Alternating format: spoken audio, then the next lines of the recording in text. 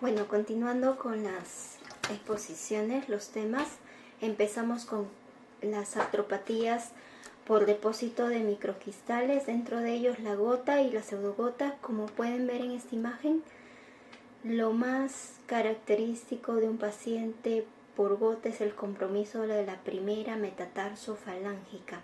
Inclusive esta imagen, ¿no?, tan desgarradora, que sienten nuestros pacientes, puesto que este dolor es indescriptible, muy doloroso, a pesar de ser una articulación muy pequeña, pero con un intenso dolor. ¿Y por qué se da en el pie? Lo vamos a ver durante la charla. Como vemos, generalmente es una enfermedad de hombres, ¿sí?, metabólicos, que toman licor, que tienen algunos desórdenes en cuanto a la alimentación, y su compromiso básicamente va a ser en el pie. Y ven esta imagen de este demonio que está como si que le quemara el pie, ¿sí? Como siguiente tema vamos a ver lo que son las artropatías por microcristales, dentro de ellas la gota y la pseudogota. Como vemos, esta imagen es un pie. ¿Por qué les pongo esta imagen? Porque es una imagen característica que lo vemos en todos los pacientes con gota, lo que denominamos el compromiso de la primera metatarsofalángica, y se denomina podagra. Inclusive pueden ver esta imagen tan desgarradora de este animalito acá, porque es un dolor muy intenso que tienen los pacientes. Esto es un arte, una pintura de James Gallery en 1799, que está publicada. Es una colección de las artes médicas, y dentro de ellos, como vemos, es una imagen muy sugerente a lo que vamos a ver más adelante. ¿Y por qué se da en el pie? Lo vamos a ver. Estén muy atentos de por qué la fase inicial de la gota se da en el pie. En cuanto a la epidemiología, vemos aquí que la gota es más frecuente en varones que traen muchas alteraciones o modificaciones en su vida. Varones con diabetes, varones obesos que toman licor, posiblemente fuman. Y en esta imagen vemos un demonio que está generándole mucho dolor en el pie de este paciente, ¿sí? La gota, como vemos, es más frecuente en varones, pero también en mujeres posmenopáusicas.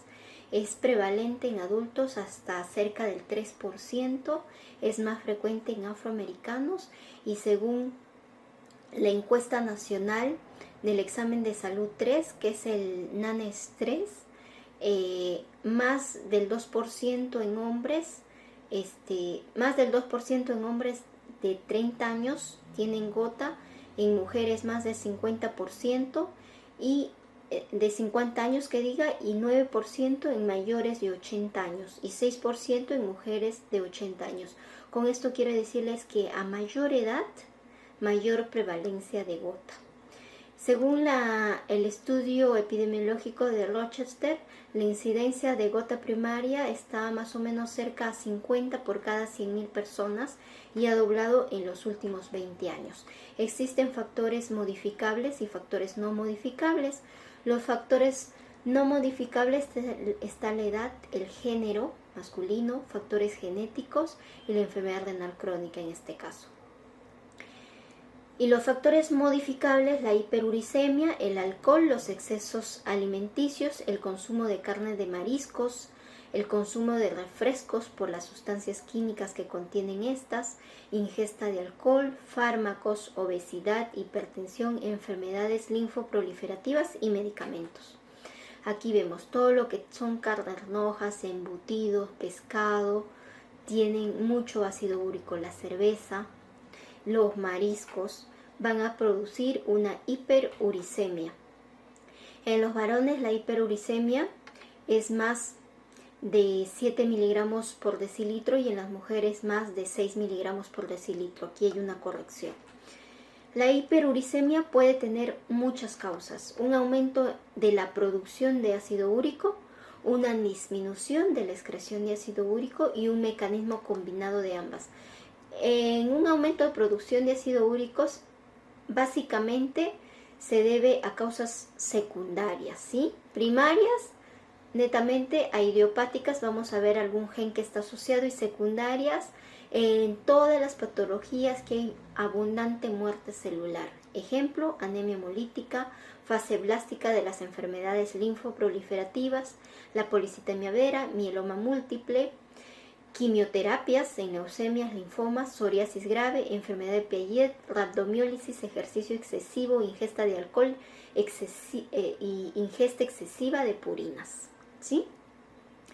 En cuanto a la disminución de excreción de ácido úrico, son las idiopáticas y las enfermedades renales básicamente. El riñón está mal y por lo tanto no excreta ácido úrico. Eso pasa básicamente en insuficiencia renal, enfermedad poliquística renal, diabetes insípida, hipertensión, acidosis láctica, cetoacidosis, síndrome de Down, beriliosis, sarcoidosis, intoxicación por plomo, fármacos como los diuréticos, alcohol, salicilatos, levodopa, etambutol, piracinamida, ácido nicotínico y ciclosporina, ¿sí? Y que tienen un mecanismo combinado de hiperuricemia, la obesidad, la dieta rica en purinas, el hipotiroidismo, hiperparatiroidismo, toxemia del embarazo, déficit de glucosa 6 fosfato deshidrogenasa, déficit de fructosa 1 fosfato aldolasa, alcohol y shock, ¿sí? Entonces, tener en cuenta estos tres mecanismos que causan gota primaria y gota secundaria.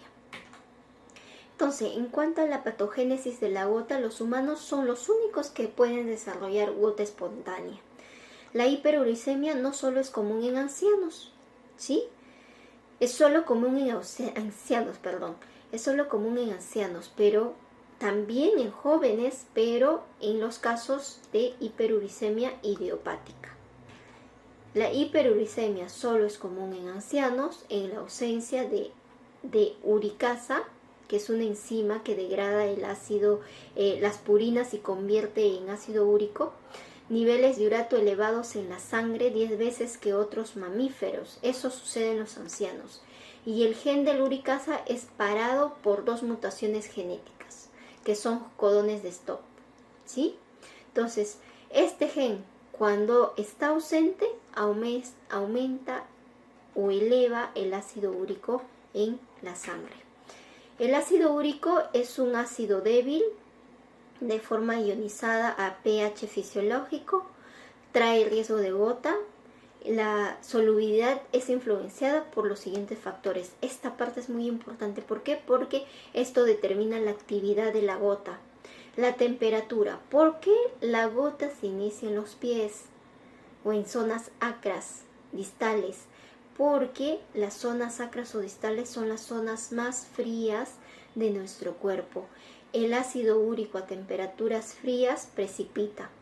Por eso, de ahí la razón que la lesión más característica es la podagra que está en el pie, ¿sí? El pH también está influenciado en la solubilidad del ácido úrico, la concentración de cationes, el estado de hidratación articular, los agentes nucleantes de cristales, los proteoglicanos, presencia de proteoglicanos, colágeno y condritin, que actúan como agentes nucleantes. La variación de estos factores aumenta el riesgo de artritis gotosa, la podagra por la baja temperatura de la articulación periférica, la tendencia para ocurrir OA por los agentes nucleantes, a baja agentes nucleantes, disminución de condritin de proteoglicanos, lo que va a producir es osteoartrosis. El dolor, si es nocturno, por deshidratación articular. La articulación se deshidrata más en la noche y por lo tanto el dolor es más intenso en la noche. El metabolismo del urato. La hiperuricemia se va a producir por varios factores. Uno, la dieta, 10% por síntesis de nuestro propio cuerpo, y el 90% de este ácido úrico que ingresa por la dieta y por la síntesis se va a depurar por el riñón. Entonces, dieta fuera de purinas, el ácido úrico reduce hasta más o menos 5 miligramos a 3 miligramos por decilitro. Eso en dieta libre de purinas. Ingesta de purinas lo que hace es ruptura de los ácidos nucleótidos y produce nucleasas pancreáticas, ruptura de oligonucleótidos y lo que produce son fosfodiesterasas. Remueve los fosfatos y grupos de azúcares y promueve las enzimas pancreáticas. La práctica sugiere que los pacientes con gota deben restringir purina en su dieta por todo lo explicado acá, ¿sí? Entonces, este tipo de pacientes no deben consumir pescado, no deben de consumir mariscos, no deben de beber licor, no deben de beber cerveza. Vino está en equilibrio y lo que sí deben consumir, abundante vitamina C, productos vegetales, ¿sí? Y bajar de peso es importante.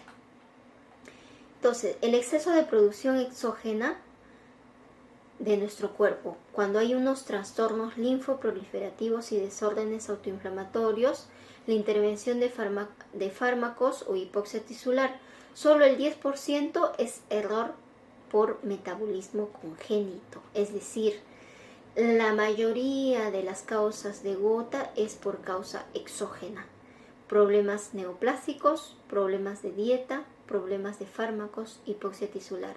El resto es por déficit de las mutaciones del HPRT y del PRPP.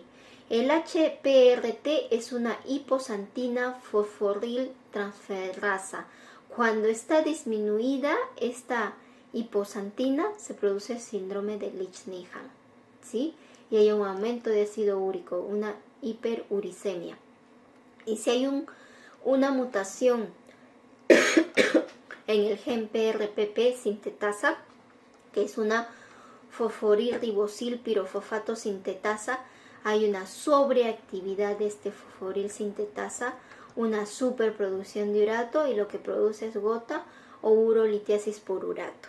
¿Sí? Estas son las dos causas más frecuentes genéticas de hiperuricemia idiopática. Consumo de alcohol por la vía del ATP se convierte el ATP en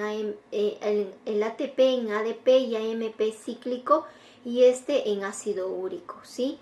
Hay deshidratación por alcohol, hay acidosis metabólica que descompensa y activa el ácido úrico y por lo tanto estimula la formación de artritis. La cerveza es la que tiene mayor factor de riesgo para que tenga un paciente gota. Entonces, viendo el resumen, acá vemos la fisiopatología, acá vemos el fosforilribosil pirofosfato sintetasa y acá vemos a la hiposantina hiporribosil transferasa, ¿sí? Entonces, hay un error en esto, cuando hay una hiperestimulación de la PRPP, lo que hay es un aumento de ácido úrico, ¿sí? De uratos.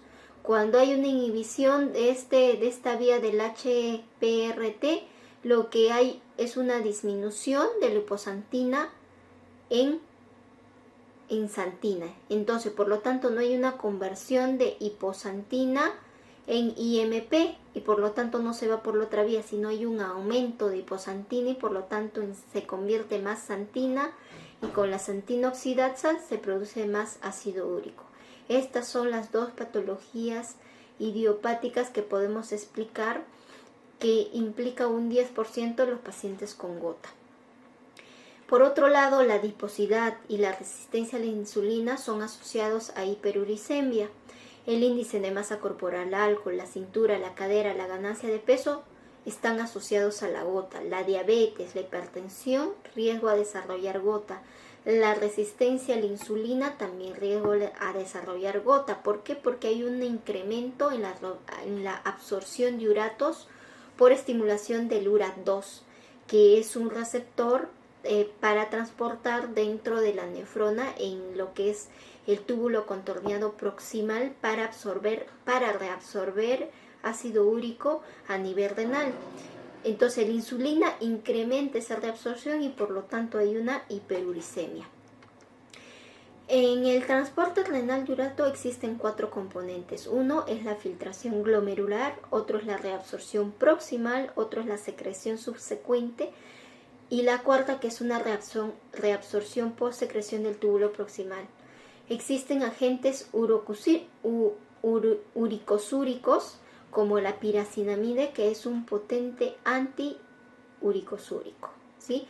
El URAT1, como les había mencionado, es un anión transportador responsable de la reabsorción de uratos en el filtrado. Se expresa en el borde en cepillo, como lo vamos a ver acá. Aquí vemos el borde en cepillo de las células del túbulo contorneado proximal, que está acá, ¿sí? Y allí se encuentra el URA2, ¿sí? Este URA2, su función es reabsorber ácido úrico o uratos de la filtración glomerular, ¿sí? Entonces, ese URA2 lo que hace es estar en borde en cepillo y aumenta la absorción del ácido úrico. Existen agentes uricosúricos como son el probenecid, el sulfiranone, la losartán, que inhiben esta URAT1, ¿sí? Y por eso es tratamiento. Entonces, por ejemplo, acá vemos una lista de sustancias químicas que tienen implicancia a través del URAT1, ¿sí? Los que estimulan al URAT1 son la piracinamida, la nicotina, el lactato, el acetato, ¿sí?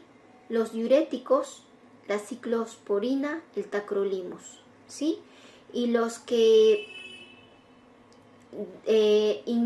disminuyen o inhiben la función del URA2, los uricosúricos, es el probenecid, el silfirane, el benzbrorane, el losartán, el salicilato, el finofibrato, el amlodipino, ¿sí? Disminuyen lo que es el URAT1 y por lo tanto disminuyen la absorción de ácido úrico. Y tenemos por otro lado lo que son las santinas oxidasas, las más importantes, que es el tratamiento de la gota, el allopurinol, que inhibe la santina oxidasa, la hormona que hemos visto acá, inhibe esta hormona, esta enzima, la santina oxidasa, y por lo tanto la liposantina nunca se convierte en santina y por lo tanto no hay ácido úrico en la sangre. Eso es lo que hace el allopurinol y también el febuxostat, ¿sí? La uricasa, que es una oxidación del urato a la lantoína, es una forma diferente de depresión o disminución de ácido úrico. Inducción de inflamación del ácido úrico. Como vamos a ver acá, la hiperuricemia lo que va a hacer es va a haber un acúmulo de urato monosódico, que es el MCU cristal, ¿sí? Este acúmulo lo que va a hacer es una estimulación de las células endoteliales, de las células sinoviales. Esta célula sinovial se va a volver permeable y va a traspasar los cristales a la parte de la matriz. Dentro de la matriz va a hacer que se active la histamina, que se active el sistema de complemento. Esta histamina a la vez va a activar a los neutrófilos. Estos neutrófilos van a producir factor de necrosis tumoral alfa, interleuquina 1, 6, interleuquina 8, la MCP1, el MIP1.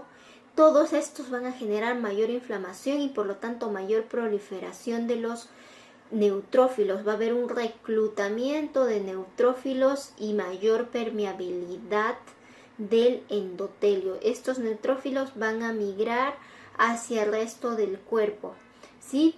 Por otro lado, esto es la parte de la iniciación de la actividad de la gota. Existe una parte de perpetuación, que es la migración de los neutrófilos al resto del cuerpo, y lo otro es de la terminación de la gota. Como la parte endotelial o sinovial, las células sinoviales tipo 1 y tipo 2, tipo A o tipo B que están acá, se mantienen permeables, también van a hacer que pasen lipoproteínas o proteínas de alto peso molecular, que son las ApoE, apolipoproteína C, las LDL y la ApoB. Estas lipoproteínas van a tener la función de ¿cómo se dice? Limpiar lo que es los cristales de ácido úrico, lo limpian. Además, por otro lado, tenemos a la aparición de los macrófagos. Estos macrófagos van a fagocitar al ácido úrico y van a limpiar el ácido úrico que está en el torrente sanguíneo. Además, los macrófagos van a fagocitar a los neutrófilos y van a disminuir en la cantidad de neutrófilos y va a haber necrosis de estas células. Entonces, hay una disminución de los cristales de urato monosódico, hay una disminución de la activación de los neutrófilos porque los macrófagos se lo van a degradar y va a haber una producción ya de interleuquinas no proinflamatorias sino antiinflamatorias, ¿sí? Y todo este proceso más o menos va a durar de 3 a 7 días. Es por eso que se dice que la gota es autorregulada sin tratamiento.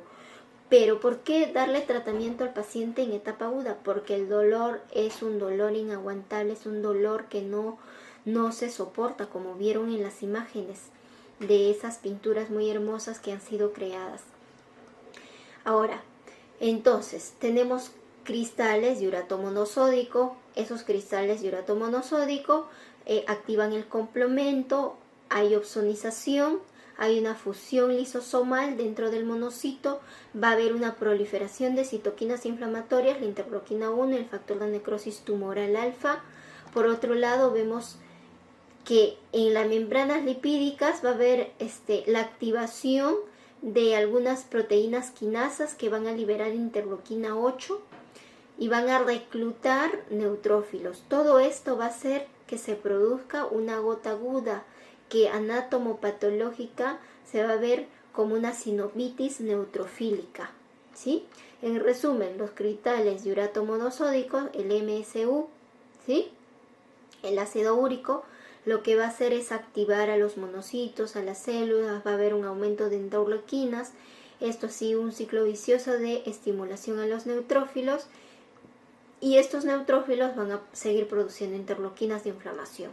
Por otro lado, tenemos que las células van a fagocitar. Esta fagocitosis en la fase 1 va a producir una interleuquina 1 beta, una beta. Esta interleuquina 1 beta va a estimular a la vía de los Toll-like receptor, que es una vía de inflamación innata, y va a producir la lectura de lo que es la interleuquina 8 y de los factores proinflamatorios, ¿sí? Eso en resumen.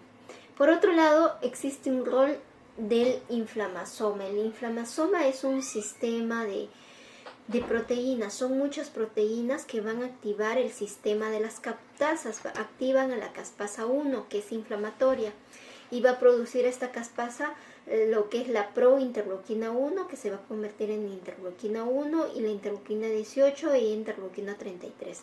Todo esto es un mecanismo de inflamación. Estos mecanismos de inflamación serían a través de un reconocimiento de diferentes compuestos, un RNA, un ATP, un compuestos antivirales, bajas concentraciones de potasio intracelular, luz ultravioleta, cristales de pirofosfato cálcico deshidratado o dihidratado y de urato monosódico. Todo esto activa al sistema del inflamasoma, que es un sistema NALP1 y NALP3 que activa las caspasas, que activa interleuquinas proinflamatorias. Entonces, existe, les había mencionado rápidamente anteriormente, la vía de la señalización de los Toll-like receptor, de la vía de interleuquina 1, que se activa bajo el estímulo natural. Es una vía innata, vía del sistema innato. A través de un microbio, una inflamación, activa lo que es el NFK beta, que produce a su vez todas estas interleuquinas.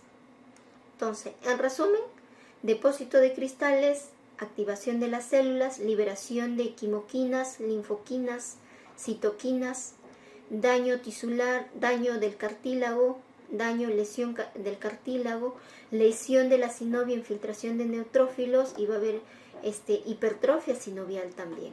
Y posteriormente, como hay tanta estimulación inflamatoria, los osteoclastos van a ser estimulados y van a producir erosiones, ¿sí? Daño del cartílago y daño óseo. Entonces, el desarrollo de la gota se da por hiperuricemia, cristales de urato monosódico e inflamación posterior. Dentro de la evolución de la gota existen 4 fases. Una fase hiperuricémica sintomática, una fase gotosa aguda, la que hemos estado viendo, una fase intercrítica que puede durar meses o años, que consiste en fases de actividad e inactivación por mucho tiempo, fase de quiescencia, y la fase tofasia crónica, que dura más de 10 años de evolución. Veamos la artritis gotosa aguda. El dolor es localizado, es de inicio brusco, agudo, intenso, muy intenso, con eritema, inclusive fiebre. La máxima intensidad de síntomas y signos inflamatorios es a las 24 horas.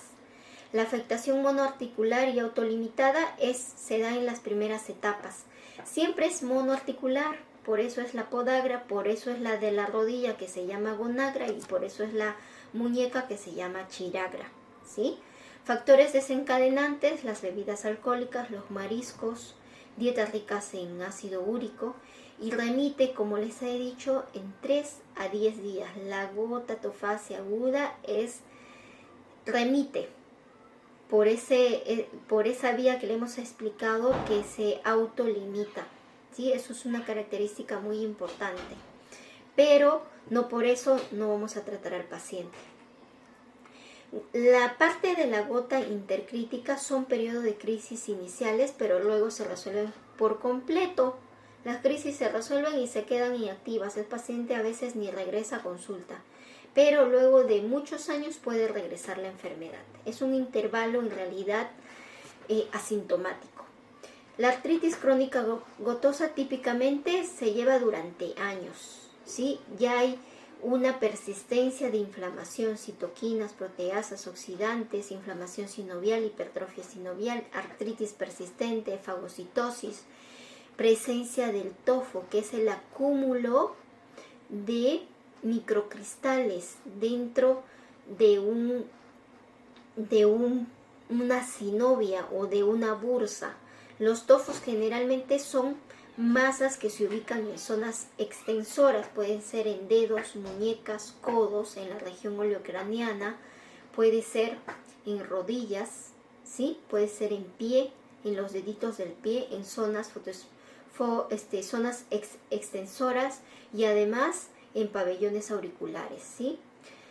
¿Qué es lo que sucede en el tofo? Los condrocitos fagocitan cristales y forman metaloproteasas. Es la mezcla de todas esas sustancias. Por otro lado, vemos que los tofos son indoloros. Tú los tocas estas lesiones en manos, no duelen. Tocas esto, ya no duele. La gota tofasia crónica no duele. Aparece a los 10 años de enfermedad. Es una fase ya crónica y de lesión, ¿sí? Bueno, entonces, en cuanto a los criterios diagnósticos del ACR para la gota, tenemos 2 o 3, ¿sí? 1, ubicar los cristales de urato monosódico en el líquido sinovial. Nos basta eso para diagnosticar gota. O encontrar cristales de urato monosódico por medios químicos o microscopía de luz polarizada en tejido de un tofo, ¿sí? Y lo otro es 6 de estos 12. Tiene que estar presente 6 de estos 12 si no encontramos ni A ni B. Inflamación máxima desarrollada en un día. Más de un ataque de artritis aguda. Ataque de artritis monoarticular. Enrojecimiento de la articulación. Ataque agudo unilateral de la primera metatarsofalángicas. Ataque agudo del tobillo. Presencia de tofos. Hiperuricemia. Aumento de volumen asimétrico de alguna articulación. Quistes subcondrales sin erosiones a los rayos X. Ataque autolimitado de 3 a 10 días. Cultivo negativo de líquido articular para microorganismos durante el ataque de inflamación articular porque hay sinovitis. 6 de esos nos hacen el diagnóstico de gota.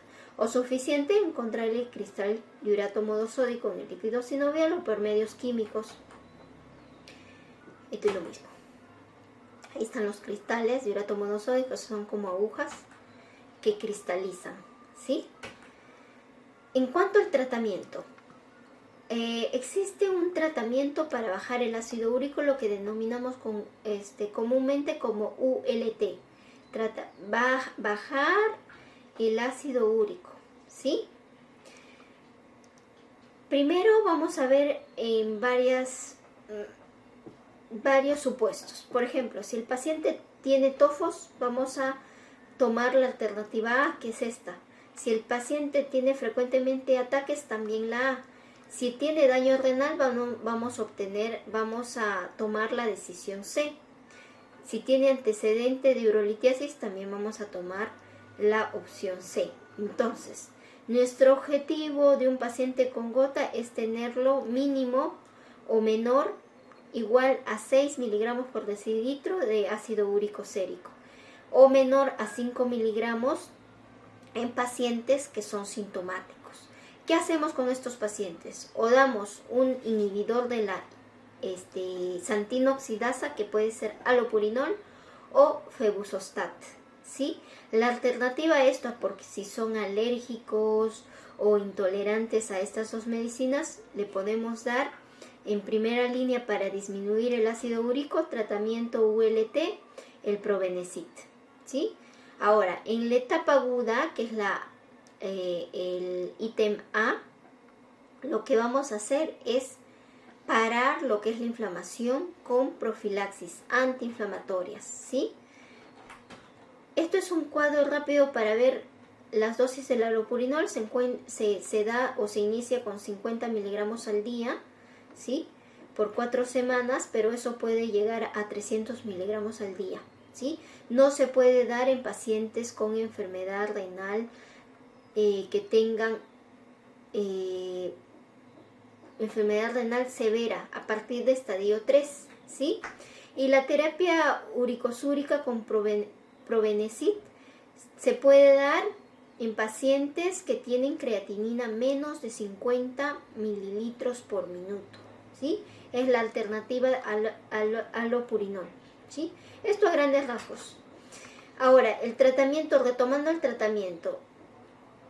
Primero, monoterapia, que habíamos dicho que es la alternativa A, que son los antiinflamatorios o corticoides sistémicos, o la colchicina, que no es un AINE, pero es una medicina que lo que hace es inhibir que los leucocitos que hemos visto, los neutrófilos que hemos visto que migran hacia la membrana sinovial, hacia la articulación, se detenga. Eso es lo que hace la colchicina, por eso se da en etapas agudas. Entonces, si hay respuesta al tratamiento, lo que seguimos haciendo es monoterapia. Sí, pero otras alternativas, si hay una respuesta inadecuada, hay que hacer un tratamiento combinado, ¿sí? Puede ser corticoides con AINES con colchicina, ¿sí? Pero si el tratamiento solo con corticoides, AINES o colchicina ha sido exitosa, lo que debemos hacer es educar al paciente y considerar el uso del cuadro C, que lo vamos a ver en adelante, ¿sí? Entonces, los AINES son útiles en los pacientes con gota en la etapa aguda, ¿sí? Se da a la dosis antiinflamatoria, la dosis máxima antiinflamatoria. Por ejemplo, el ibuprofeno es 3 veces al día, naproxeno 3 veces al día en las primeras etapas, y luego se va disminuyendo a dosis analgésicas nada más. La dosis antiinflamatoria es más que la dosis analgésica. Entonces, la colchicina, ¿cómo damos la colchicina? Inicialmente, según la guía del EULAR, porque esa es la guía del EULAR, damos 1.2 miligramos en primera instancia, y luego de 1 hora damos 0.6 miligramos y cada 12 horas según esto. Pero lo que normalmente hacemos es colchicina al inicio, los 2 primeros días cada 8 horas, cada 3 veces al día, y luego por 3 días nada más, y luego lo disminuimos a 0.5 miligramos al día hasta el mes o 15 días más o menos, dependiendo cómo esté el paciente. ¿Sí? ¿Por qué dice acá 0.6? Porque la dosis en Europa, la pastillita viene de 0.6, en Perú es de 0.5, ¿sí? Hay que tener en cuenta eso. Bueno, si el paciente ha recibido, esto es la primera alternativa, si el paciente, primera vez que va a usar colchicina, pero si el paciente ha recibido colchicina los últimos 14 días, no le vamos a seguir dando colchicina ni aumentar la dosis, lo que tenemos que darle es AINES o corticoides, eso es la otra alternativa.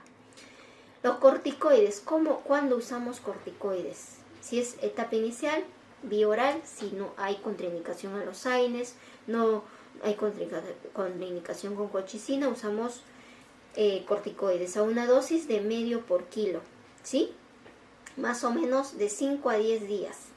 Después disminuimos la dosis hasta parar, ¿sí? Cuando usamos corticoides intraarticulares, cuando existe o una o dos articulaciones comprometidas, no más, intramuscular, cuando hay mucho compromiso articular, poliarticular, porque no vamos a estar inyectando intraarticularmente a todas las articulaciones. Ahora, en pacientes que están en NPO, lo que hacemos es darle corticoides intraarticulares o intravenosos a una dosis a medio por kilo o a 2 miligramos por kilo, ¿sí? Si es que es muy severo. Por otro lado, la profilaxis. Entonces, antes de entrar a la profilaxis, solo para que les quede, paciente con gota aguda, reciente diagnóstico, lo que hacemos inicialmente es darle colchicina a 0.5 miligramos cada 8 horas los 3 primeros días y luego una vez al día, más o menos por 15 días a un mes. Aunado a esto, lo que podemos asociar es AINES si hay mucho dolor, o cualquiera de esos dos, solo AINES, porque a veces solo pasa con AINES. Es más, la gota aguda, como les había mencionado, se autolimita al 10º día. Si es que es un paciente con mucho dolor, el compromiso es poliarticular, la enfermedad es avanzada, podemos colocar corticoides intramuscular. Y si es oligoarticular o monoarticular, corticoides intraarticular. Pasada la etapa aguda, que es hasta el 10º día, le podemos iniciar allopurinol, que es un inhibidor de las antinoxidasas y por lo tanto disminuye la hiperuricemia. Eso es la base del tratamiento en realidad, ¿sí? Pero se da después de la parte aguda, porque si el allopurinol le damos en la fase aguda, el allopurinol tiene una función de remover el ácido úrico. En la parte aguda lo remueve y lo activa más. Entonces, un paciente nuevo jamás dar allopurinol al inicio. Pasado los 10 días recién podemos iniciar allopurinol. Y lo contrario, si es un paciente que ya te viene con diagnóstico de gota, que viene tomando años o meses allopurinol, pero no toma colchicina, no toma AINES, no toma corticoides, tampoco le pusieron corticoides intraarticular ni sistémico, pero viene tomando allopurinol y se le activó la enfermedad porque comió pues mariscos, pues tomó cerveza, licor, fumó, se activó la enfermedad. ¿Qué hacemos? Viene a tu consulta, ¿qué hacemos? Lo primero que hacemos, que continúe el allopurinol, porque la suspensión brusca del allopurinol también activa la gota, ¿sí?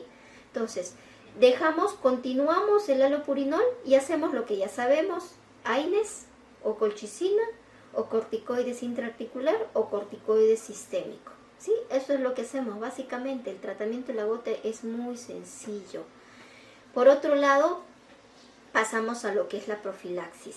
En la profilaxis damos dosis bajas de colchicina, todos los días una tabletita de 0.5 miligramos diario, ¿sí? O si no, en todo caso, dosis bajas de antiinflamatorio. Ejemplo, naproxeno 250 miligramos 2 veces al día. Es una dosis muy baja, pero aceptable, ¿sí? Por ejemplo, en la segunda línea de tratamiento son los corticoides, pero los corticoides tienen que ser o se tienen que dar cuando no se puede dar ni AINES ni colchicina, a una dosis de menos de 10 miligramos al día. Esto es nuestra alternativa C, ¿sí? Entonces, evaluamos los síntomas de gota mientras tratamos la disminución del ácido úrico, ¿sí? Evaluamos actividad de la gota, vemos, continuamos fármacos, damos antiinflamatorios y damos profilaxis.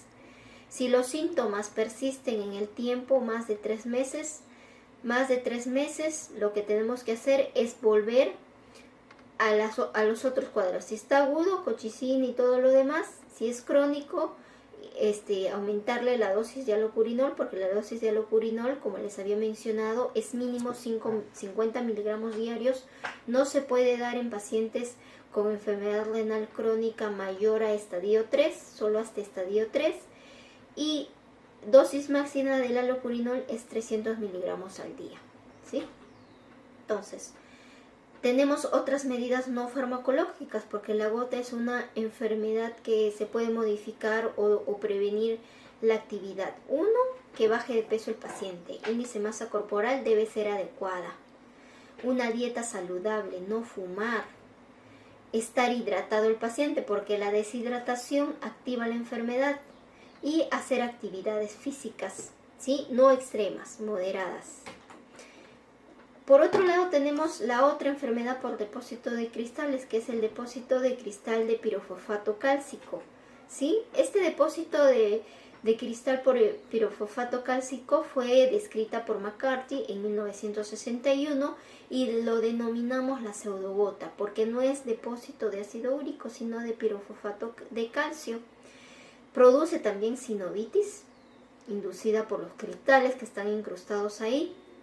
Los cristales que contienen calcio son de 3 grupos: cristales de calcio básico, calcio ácido y misceláneos, ¿sí? La prevalencia es de cerca de la mitad de la observada a la gota, aunque en muchos casos son asintomáticos. ¿Cuándo se manifiestan este tipo de pacientes? Cuando están hospitalizados. ¿Cuándo sospechar enfermedad de depósito de cristales por pirofosfato en un paciente adulto mayor que está hospitalizado, tiene diabetes, tiene hipotiroidismo, dislipidemia, le operaron por algún motivo, cualquier cirugía, está hospitalizado una semana y de pronto te llaman a una interconsulta por activación de una articulación? Puede ser rodilla, puede ser pie, puede ser muñeca, ¿sí? Tobillo básicamente, pero casi nunca una podagra, ¿sí? Eso hay que tener en cuenta. Más frecuente en pacientes adultos mayores de 70 años. El 25% son mayores de 80 años. ¿Y cómo lo vemos al paciente? En la radiografía vamos a ver una condrocalcinosis. ¿Qué es la condrocalcinosis? Es la detección radiológica de una línea radiopaca, es decir, blanca, entre el cartílago femorotibial de la rodilla, en la muñeca y en la sínfisis púbica. Es una línea, ¿sí? La enfermedad de depósito de cristales de pirofosfato cálcico se reserva al paciente sintomático, ¿sí? Sintomático. Generalmente son asintomáticos, como les refiero, ¿sí? Y solo se diagnostican sintomáticos, porque no hay forma de diagnosticar como el ácido úrico o hiperuricemia sintomática, ¿no? En este caso no se puede. Formas clínicas: una forma es hereditaria, una es la esporádica, las idiopáticas, que son las más frecuentes, que no hay relación familiar y está asociada a enfermedad metabólica, la que les dije, y la otra asociada a enfermedad traumática. La forma clínica: sinovitis aguda por pirofosfato, es la más frecuente, da monoartritis de instalación súbita, igual que la gota, periodos intercríticos, pocas veces manifestada como podagra. Afecta principalmente en orden decreciente rodillas, muñecas, hombros, codos y tobillos. No está la sínfisis púbica, pero también hay. Y la otra forma clínica es que es la poliarticular, ¿sí? Como les había mencionado, en la radiografía lo que vemos es una línea radiopaca en ese espacio articular femorotibial medial o femorotibial lateral, podría ser, ¿sí? Línea radiopaca. Eso es el depósito de CPPD, que se da en muñecas, como en este caso, en rodillas y en sínfisis púbica. Por eso, en sospecha de estos pacientes metabólicos adultos mayores nos vienen con monoartritis o oligoartritis, lo que les solicitamos es radiografía de muñecas, de rodillas y de sínfisis púbica. Formas clínicas: toman el nombre de acuerdo a la enfermedad reumática que simulan o imitan, pseudoartritis reumatoide, ¿sí? cuadros semejantes a osteoartrosis. Combinación anterior con pseudogota, el llamado lantánico que cursa sintomático simulando artropatía de Charcot, la monoarticular inflamatoria, la hemartrosis de hombro de Milwake, ¿sí? Y la pseudogota tofacia, ¿sí? La artropatía por fosfato básico de calcio, los tipos de cristales son hidroxiapatita, fosfato octacálcico, fosfato tricálcico. La localización de esto es calcificaciones ectópicas y distróficas, miositis osificante, calcinosis, esclerodermia y dermatomiositis, ¿sí? Artropatías de fosfato básico de cálcico. En otro aspecto clínico podemos ver periartritis, tendinitis y bursitis. Estas son las manifestaciones clínicas. El tratamiento y pronóstico es similar a la gota, pero no usamos uricosúricos porque no hay aumento de ácido úrico. Lo que hacemos todo lo demás: AINES, infiltración, rehabilitación, cirugía. En ataque agudo lo que se puede dar es colchicina también. Y como profiláctico también damos colchicina, 1 miligramo por día, vía oral. Tratamiento similar que la gota, excepto alopurinol y febuxostat. Otras artropatías por cristales. La inyección articular de corticoides puede condicionar la inflamación mediante el mismo mecanismo patogénico del ataque de gota. En este caso debido a cristales de esteroides. Sí, en algunos casos está contraindicado hacer infiltraciones dentro de la rodilla porque los exaspera más, ¿sí? Otros cristales pueden encontrarse en el líquido articular, son los de colesterol. Los pacientes con diálisis crónica pueden sufrir artropatía con episodios de agudización que afecta a dedos de las manos, de los pies, de las rodillas, las caderas, las muñecas.